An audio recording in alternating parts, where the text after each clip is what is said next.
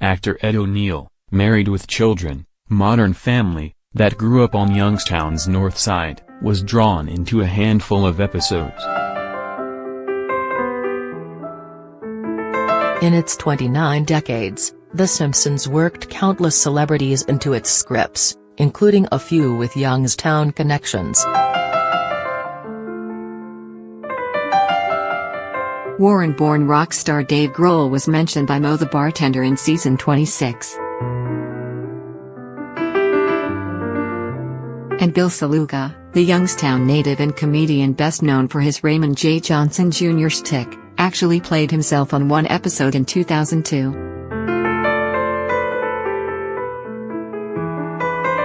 His character would launch into a long "Now you can call me Ray.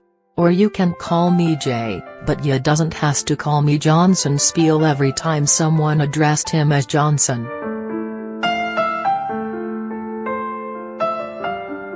For a while, Raymond J. Johnson Jr. was a favorite of Homer Simpson, who mentioned him in episodes in 1993 and 1999.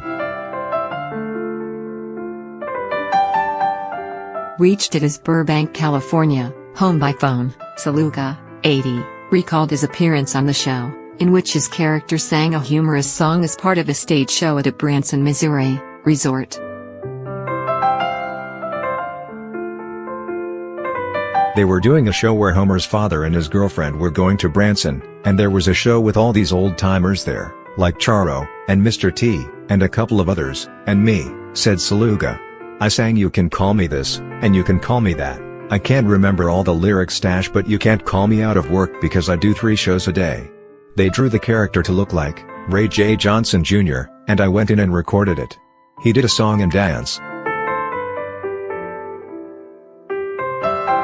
Al Jean, executive producer of The Simpsons, also recalled the episode. "He was part of the Ode to Branson song," said Jean. "I didn't meet him when he came to the studio to voice the piece, but he was really funny. He was so enormous in the 70s. Saluga was all over television and theaters in that decade.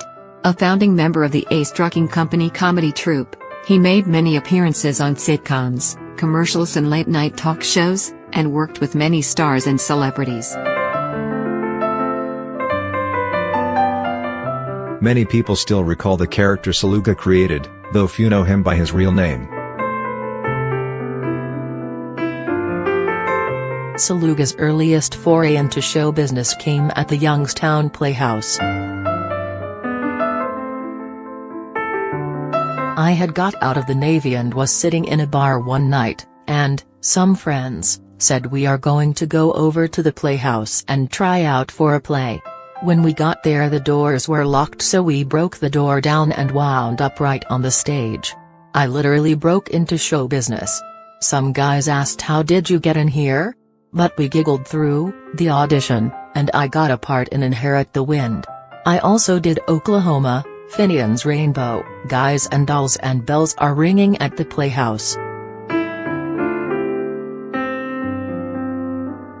After 7 years with the Playhouse and the Kenley Players summer stock, Saluga moved to New York to pursue his career. The list of Youngstown natives who were part of the Simpsons phenomenon also includes Jim Cummings and Chris Yomber. Cummings, a film voice actor, Winnie the Pooh, voiced a character in an episode in season 11.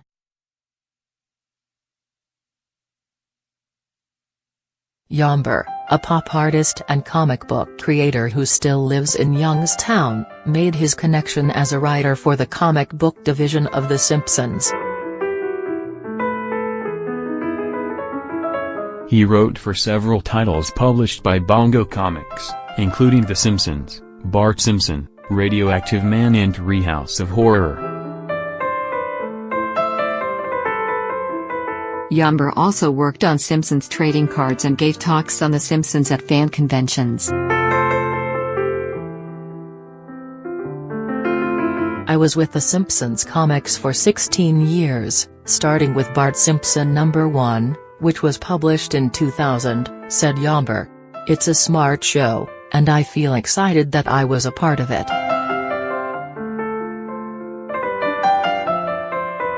Before his stint with The Simpsons, Yammer published his own comic books, including Mr. Beat.